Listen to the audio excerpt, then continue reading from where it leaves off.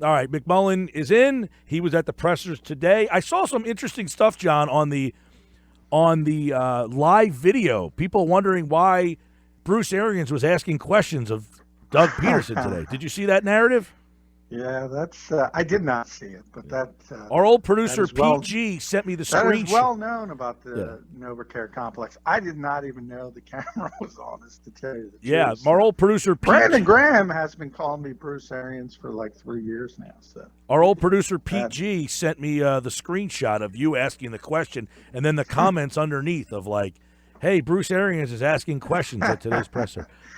Well, I feel bad for Bruce Arians, but yeah, that's kind of my nickname at the NovaCare complex. All thanks to Brandon Graham, who, interestingly, is a free agent and had a receiving line, which is one of the most.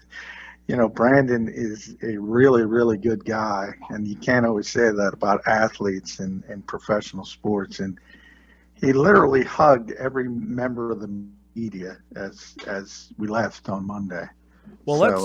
Do you remember when he shook everybody's hand his first day up at camp? His rookie year. It was sort of like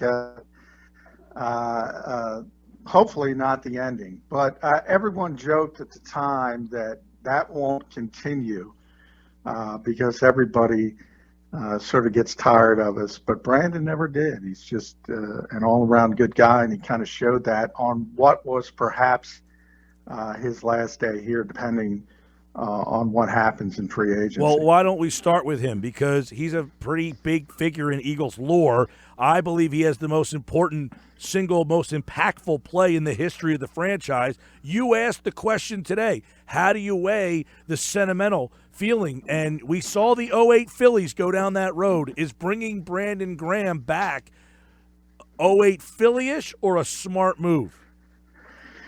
Yeah, I mean, that's what's difficult because you have to weigh it. Brandon still played at a really high level. I think from the Eagles' perspective, it comes down to how you do business in the NFL. And generally, edge rushers get paid on how many sacks they generate.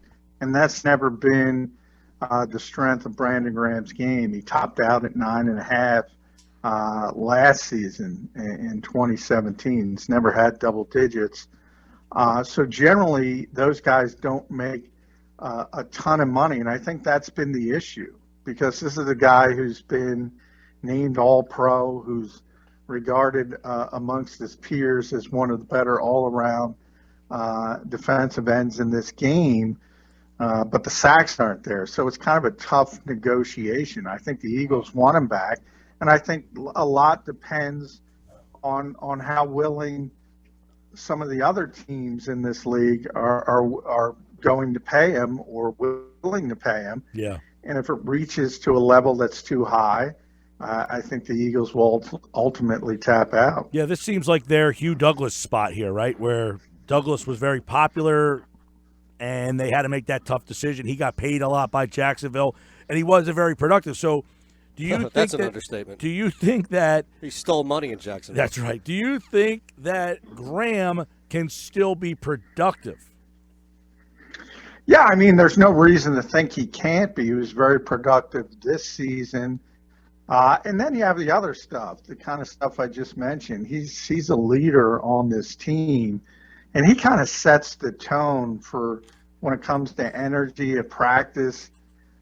He's always an upbeat guy. He's always the one sort of getting everybody hyped for practice. And that's one of those intangible things maybe the average fan doesn't realize. And it's not exactly easy to replicate or duplicate.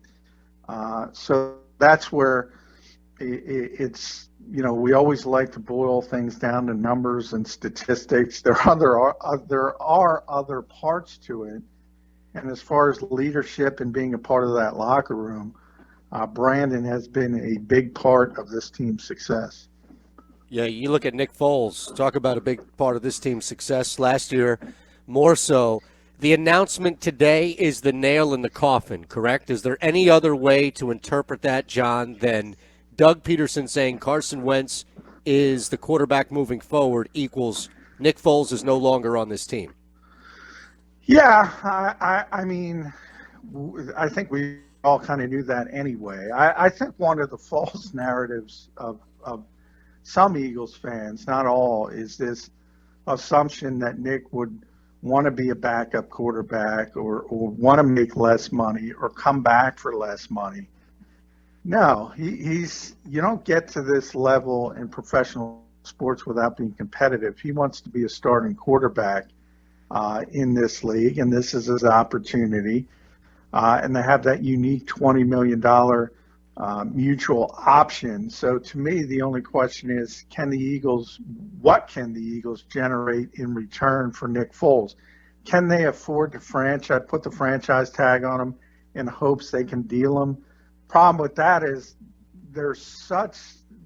when you do that and you're up against the salary cap like they are, in fact, they're one of two teams that's projected to be over the salary cap during the new league year.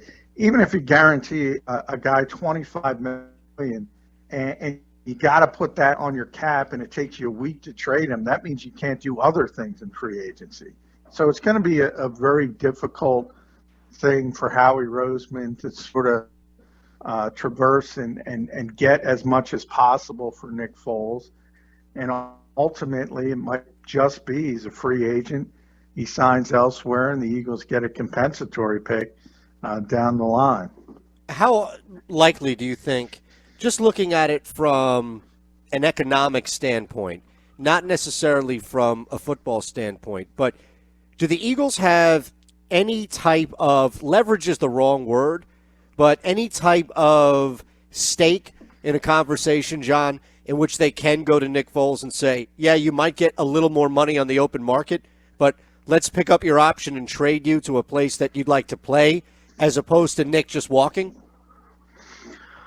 A little bit. I mean, they could have shipped his ass to Cleveland last year, right? Yeah.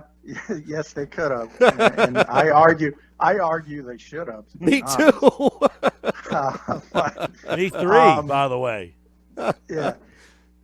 Nick has been through this before and realizes what a bad situation can do to you as a quarterback and a player with his time in St. Louis. So, yeah, he didn't want to go to Cleveland, which probably would have worked out poorly for him, and Baker Mayfield would have taken over anyway, and he would have been in a similar situation. So perhaps, but I mean, when you look at that position and veteran players and what they're going to get, I mean, Nick's probably going to get $25 million a year.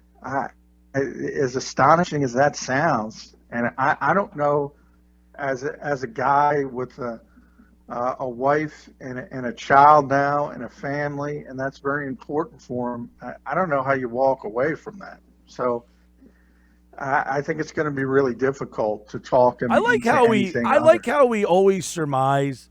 Like, I get it. $20 million is significantly more than $8 million, but that these guys, their families can't get by on the $8 million they're making if this is truly what he wants to do. I just find that to be humorous sometimes. Like, you know, his family, he's got to do the right thing. Look, he's making $8 million. You have a very short time to make a lot of money in this league. And, yeah, I mean, we should all be able to live on $8 million. But, you know, once you talk to Uncle Sam, the real aspect of that is $4 million right off the top. And if you're talking about the difference between $20 million, come on. Nobody's walking away from that. I agree. I agree. I just find it to be humorous, like the whole thought of, like, you know, look. Well, now if you're talking about $1 million, and Brandon Graham, by the way, said this. He said, talking about a potential hometown discount, and if it's $1 million and you like a place, yeah, maybe you do. If it's that drastic, no. And even Brandon called himself and said his agent, Joel Siegel, is going to get mad at him for saying that, because nobody wants to affect their negotiating leverage. But no, I mean, the difference between even $20 million and $25 million, there aren't very many people in the world that are going to take $20 million. So let's get, he came right out and said Wentz is the guy moving forward. Now, Roseman kind of said we would like Nick back. Do you see any scenario where they figure out a way. Howie is this boy wizard. He figures out things. He kicks the can down the road. Do you see any way that Roseman finds a way and the Foles camp finds a way to say, this is where we want to be, we're going to make it work? No. I think they've kicked the can down the road as far as humanly possible. And I think, they're never going to say it publicly, but privately, I think the Eagles understand this is going to get me in trouble with these fans, but I'm going to say it. Good. The more he plays, the less value he's going to have. So that's why I argued they should have traded him last season. And then you have this sort of second amazing run where he gets him in the playoffs. But truth is, if you look at the film, he wasn't great against Chicago or New Orleans, and other teams are looking at that film. They're not steeped in emotion. They're not thinking about a Super Bowl championship. They're evaluating a potential quarterback. So I think if you try to push Carson Wentz's extension back a year, you only alienate him. And if Nick Foles has to play again, you're probably going to get less and less value as it moves forward. What about Jason Kelce, this report that seems to be gaining more and more ground since the season end, that he's out? No. I mean, the report originally was that he was likely to retire. I understand Jason's contract situation, and I wrote about this on 973ESPN.com. His guaranteed money's done. So he's under contract for 2 more years. So what this is, and this happens with a lot of players, is he wants to be taken care of, whether it's an extension, whether it's guaranteeing the money that he's due in 2019 and 2020. He wants something done with his contract. If it's not done, could he walk away? Yeah. But I don't think in a million years the Eagles are going to let Jason Kelce be alienated enough to retire. But he's like a lot of veteran players, and you see around this league, it's a grind. And after the season ends, you start to think as a veteran player, do I want to go through this again? Do I want to go through all the pain and hardship to get myself to an all-pro level player? It takes a lot of work. And you kind of need to recharge the batteries. And I think as Jason walks away for a couple weeks, the batteries will be recharged. The Eagles will work out an extension for him, and he'll be back. That's my assumption. John McMullen here on the Boardwalk on the Hotline. Let's go through a couple other things real fast. Darby. I don't know that anybody asked about him today, but I find him to be interesting. He's a 24-year-old kid. I mean, people don't realize that. 24, you had a lot of guys step in that secondary. LeBlanc, Maddox, Douglas. Did they watch that and say we don't need Darby, or did they watch those guys and say, man, we got to bring Darby back? No, I think it's interesting. The injury probably helped them in terms of bringing Darby back. I think if he doesn't get injured, he's going to get a huge payday because of his age, as you mentioned, his skill set, his ability. And I don't think the Eagles would have been able to bring him back because I don't think he's a great corner, and I don't think they think he's a great corner. He's just a good corner that was going to be paid like a great corner in free agency. Now with the injury, that number and that contract might be brought down to the point where the Eagles can be competitive and potentially bring him back. If they can get him at a decent price, I don't think there's any question that they'd like to have him back. Is there any change coming in the coaching staff outside of somebody getting hired away from here? No, Doug confirmed that all the coordinators are coming back, so that's the There go the Jim Schwartz people driving off the side of the road. I was actually thinking more about Mike Listen, I love Jim Schwartz, and I thought he did a hell of a job this year, especially based on what he had to work with compared to last year. So I'm happy that Jim Schwartz is coming back as the defensive coordinator. It's not that I wanted Mike Rowe out by any means, John, but I know the conversation throughout the season has definitely favored Mike Rowe, people wanting him out more so than not. So that's why I just asked. But when you have a team that loses in the second round of the playoffs, it's kind of hard to fire somebody. Yeah, it is. And I think, part of that is Doug doesn't want to I think he understands from his own experience, from going through his first year, that coaching in this league, especially with a new position, you sort of learn on the job and you sort of grow with it. No pun intended. But they think Mike's going to be a lot better next year.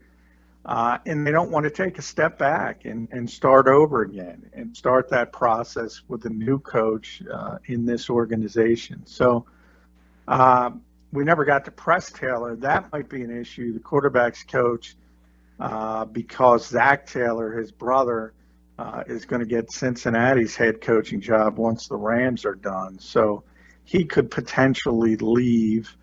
And you might have to fill in somebody that way. But from the coordinators, including Dave Phipp, the special teams coordinator, they are all going to be back.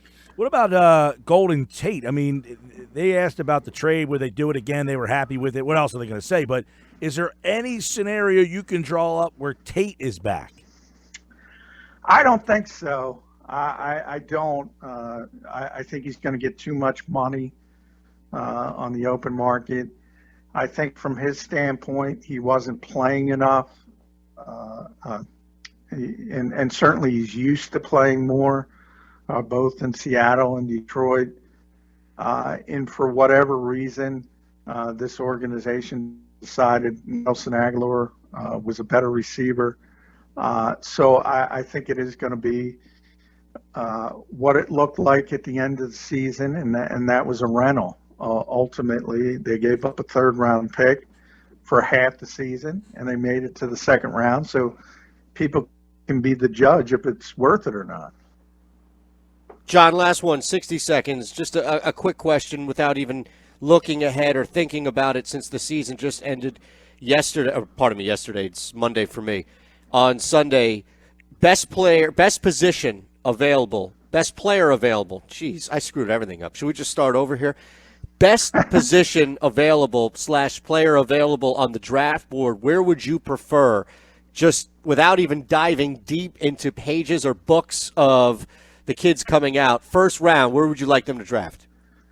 I want them to draft a running back. I want them to. And they're in a spot in the draft. They're in a spot in the draft where running back would be sensible at 25.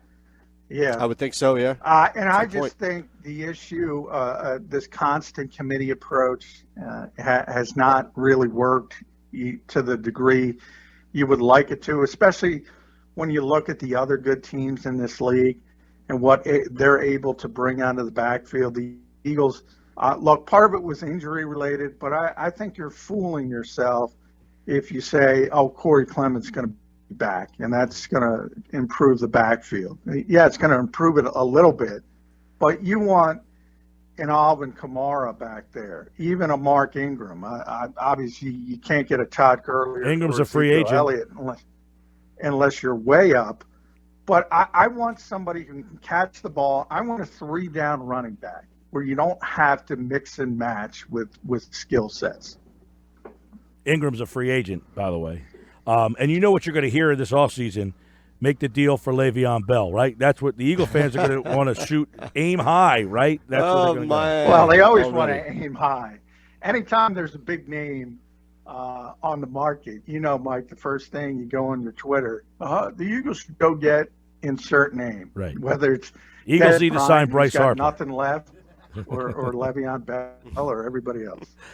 John McMullen at JF McMullen puts a period at the end of the 2018 season. The 2019 offseason is underway, and we'll have full coverage on the Sports Bash, 97.3 ESPN.com, and at JF McMullen. And he will be live at Super Bowl 53. We'll have full coverage of the Super Bowl. We'll have more details on our coverage of the Super Bowl, but McMullen will be there. Grayson will be there. And we'll have more details on us being there as well. All right, Johnny Mac. All right, thanks, guys.